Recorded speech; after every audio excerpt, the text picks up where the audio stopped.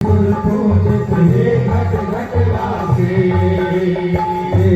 के ही देव गजानन गणपति कैलासी। देवों के ही देव गजानन गणपति कैलासी। विश्वलोक स्वीकार करो, प्रभु जन कल्याण करो। स्वीकार करो, प्रभु जन कल्याण करो। ओम गणानां त्वा वस्त्राओ सरधारण कराओ मोरे माता। वस्त्राओ सरधारण कराओ। नेक्स्ट डॉक्टर आ जाए हमारे।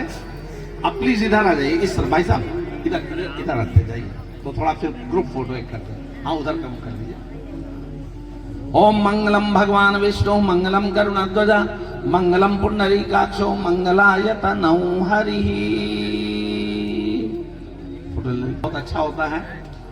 ओम मंगलम भगवान विष्णु मंगलम गरुणध्वजा मंगलम पुंडरीकाक्षो मंगलायतनौ।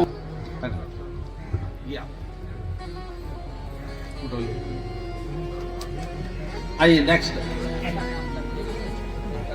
आइए आप पहना दीजिए। और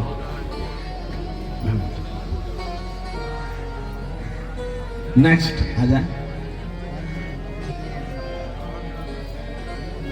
और हमारे न्यूरो के भी आए हुए हैं, न्यूरोथेरेपी के डॉक्टर आर.एन. शर्मा जी, वो आ जाएं। और उनकी असिस्टेंट सरोज जी भी आ जाएं तो उनका भी उद्घाटन सम्मान कर देते हैं।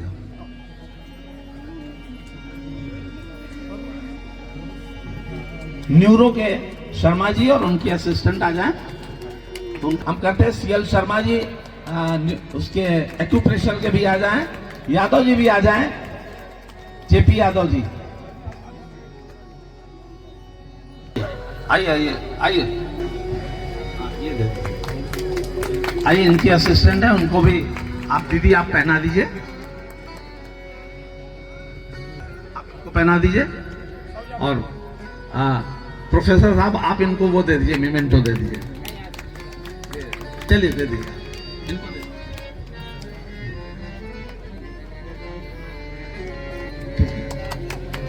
आइए सीएल शर्मा जी और JP Yadav ji acupressure expert हैं, इनका भी स्वागत कर दीजिए। आप कर दीजिए। हाँ हाँ पट्टा दीजिए।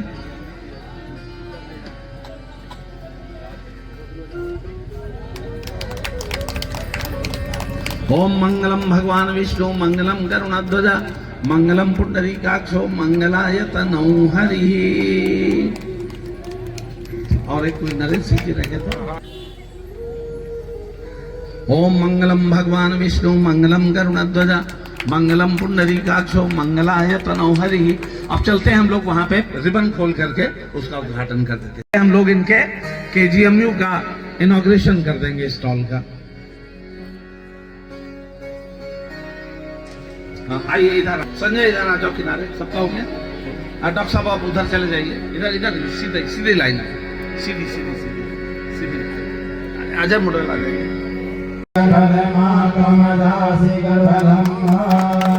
ओम स्वस्ति न इंद्रो वृषभाः स्वस्ति न पूषा विश्ववेदाः स्वस्ति नस्तार्क्ष्यो अरिषु पयो दिव्यन्तरिक्षे पयोधाः पयस्वतीः प्रदिशः सन्तु मह्यम्। ओम चतुष्पदी अष्टापदी भुवनाद्रं भी जैसा कि बताया गया कि जो चित्त में संस्कार वो संस्कार व्यक्ति के जीवन की दिशा का निर्धारण करते हैं। वो व्यक्ति को कहां से कहां ले जाते हैं पता ही नहीं चलता।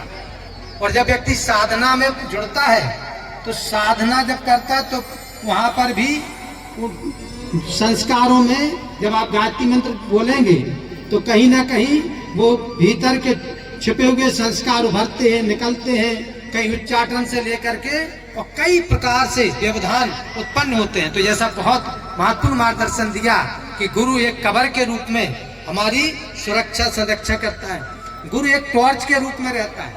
टॉर्च, टॉर्च क्या काम करती है? आपको पहुंचना है यहाँ से 1 किलोमीटर दूर किसी स्थान पर, तो 1 किलोमीटर तक टॉर्च आपको वहां तक उजाला नहीं करेगी। हो सकता है 10 मीटर तक वो कर रही है, लेकिन अगर आप 10 मीटर उसमें चलते हैं, चलते चले जाओ तो 10 मीटर और आगे दिखाएगी। आप चलते रहेंगे तो वो आपको रास्ता बताते हुए आपके लक्ष्य तक पहुंचा देगी। ऐसे ही गुरु ने जो रास्ता बताया है, जिन नियम अनुशासनों को वो बताते हैं, यदि उनके अनुसार हम अपने जीवन को चलाते रहें तो हम अपने लक्ष्य तक हम पहुंच सकते हैं। एक आज की बड़ी विडंबना ये है कि गुरुडम बहुत ज्यादा है। हम और आप भी किसी को भी गुरु चयन कर लेते हैं, थोड़ा कहीं का प्रवचन सुना, कहीं कोई बहुत अच्छी कथा सुनी, बहुत बड़ी भीड़ देखी और देख करके हम प्रभावित होकर के कि नहीं साहब इनको हमें गुरु बनाना है, आपने बना लिया। लेकिन भाइयों बहनों, एक निवेदन करना चाहते हैं, जैसे यहाँ आपको यहाँ से लखनऊ से दिल्ली में Mayur Vihar phase 2 block number 3 मकान नंबर 54, इसमें आपको पहुंचना है। और आप एक छोटे से 5 साल के बच्चे से कहें बेटे आप हमको वहां तक पहुंचा दोगे, और वो आपसे कहे कि हम हमको पहुंचा देंगे, और आप उसका जैसा वो चल रहा है वो आप उसके पीछे पीछे चलेंगे, थोड़ी दूर में वो स्वयं भटकेगा और आपको भटका देगा। आपसे निवेदन करना चाहते हैं, बड़े बड़े कथावाचक, बड़े बड़े प्रवचनकर्ता, उपदेशक, ये अध्यात्म मार्ग के बच्चे हैं। आपसे निश्चित बताना चाहते हैं, बच्चे, उनको नहीं मालूम कि वहां तक कैसे पहुंचना है। और कई बार तो ऐसा हो तो कुछ पहुंच भी जाते हैं, उन्हें रास्ता देखा है, लेकिन वो दूसरे को नहीं पहुंचा सकते।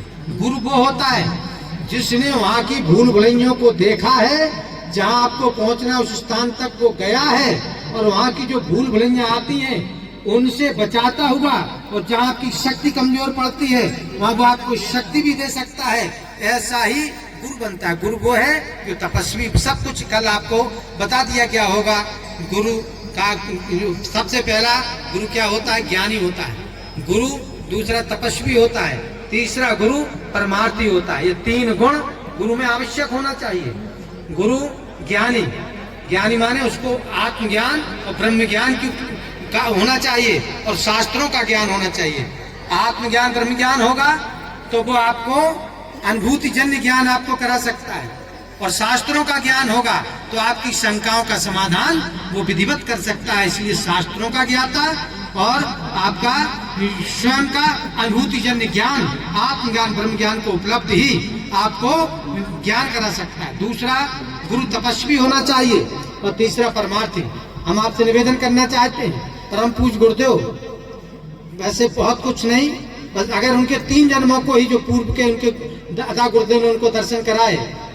पहला संत कबीरदास जी, जो कबीर पंथ को भी अगर आप जानते हो तो वो कहते ब्रह्म ज्ञान की जितने ऊंचे शिखर पर कबीर पहुंचे थे उतना आज तक कोई नहीं पहुंच सकता। ये उनके उसमें है, वो ब्रह्म ज्ञानी उस समय भी थे।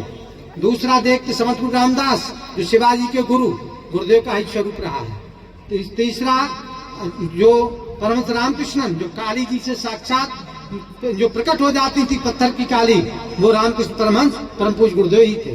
तो ये 3 जन जिनके रहे हैं, तो ब्रह्म ज्ञान ये सब उनको था। और इस जन्म में आप देखते हैं 4 वेद, 108 दर्शन, 20 स्मृति, 18 पुराण, 18 पुराण, 24 गीताएं, योग वशिष्ठ, ब्राह्मण, आरण्यक, योग सूत्र, ब्रह्म सूत्र, जितना अपना संस्कृत का आर्ष वाङ्मय है उसको सबको उन्होंने हिंदी में अनुवाद कर दिया।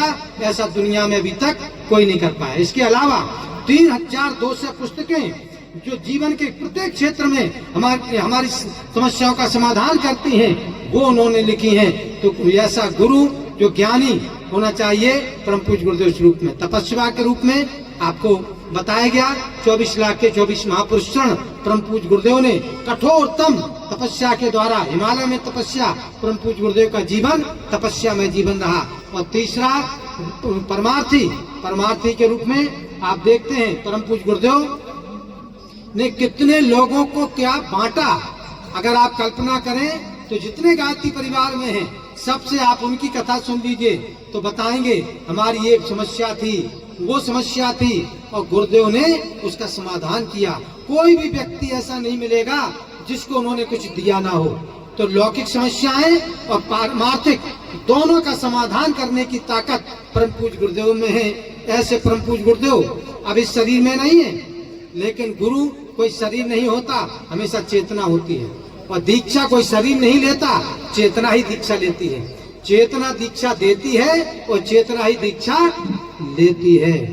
तो ये वो शक्ति परम पूज्य गुरुदेव आज भी इस स्थूल काया का विसर्जन करके आज सूक्ष्म और कारण शरीर से आज भी विश्व मानवता का मार्गदर्शन करने के लिए आज भी विद्यमान हैं, तपस्यारत हैं। और जब तक उनका वो संकल्प, उनका जो है एक नए युग के धरती पर अवतरण के लिए, मनुष्य में देवत्व का उदय और धरती पर स्वर्ग का अवतरण, ये संकल्प जब तक उनका पूरा नहीं होता, वो अनवरत अपने सूक्ष्म कारण शरीर से आज भी कार्य कर रहे हैं। भाइयों बहनों, कई ये अपने शास्त्रों में आता है, अगर दीक्षा आपको कोई गुरु नहीं मिल रहा तो आप हनुमान जी को गुरु बना लीजिए।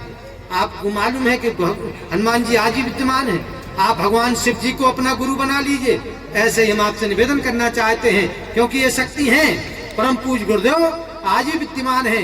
ऐसी महान गुरु सत्ता को आप अपना उनको समर्पण करने जा रहे हैं, उनका वर्ण करने जा रहे हैं। और गुरु क्या करता है? आपको स्वीकार करता है, आप उनका वर्ण कर रहे हैं। उनकी भी कुछ शर्तें हैं। पहली है कि आपको नियमित रूप से गायत्री मंत्र की उपासना, ये आपका कनेक्शन जोड़ेगी। कनेक्शन गायत्री मंत्र की नियमित रूप से उपासना, जैसा आदरणीय भाई साहब ने बोला कि न्यूनतम 10 मिनट भी आप उपासना करते हैं। आश्चर्य देखो, जिस कार्य के लिए मनुष्य जीवन मिला है, उस परम तत्व की प्राप्ति के लिए व्यक्ति को मनाया जा रहा है कि आप 10 मिनट का समय निकाल लो उसके लिए, जिसके लिए जीवन मिला है, जिसकी प्राप्ति के लिए। उसके लिए लोगों से कहा जा रहा है 10 मिनट तो निकाल लो। कितना बड़ा गहन अंधकार होगा जीवन का। जिसके लिए मानव जीवन मिला, उसी के लिए समय नहीं, उसके लिए नहीं। जिसने जीवन दिया उसके लिए नहीं। जो जीवन में हमें सही दिशा दे सकता है, हमको ऊर्जा दे सकता है, उस शक्ति के लिए उसके पास पहुंचने के लिए हमारे पास समय नहीं। भाइयों बहनों, आपसे निवेदन करना चाहते हैं कि ये सबसे बड़ी दुर्घटना है मनुष्य के जीवन की। जिसके लिए जीवन मिला उसके लिए ही समय नहीं। अभी भाई साहब कह रहे थे 10 मिनट समय निकाल लो।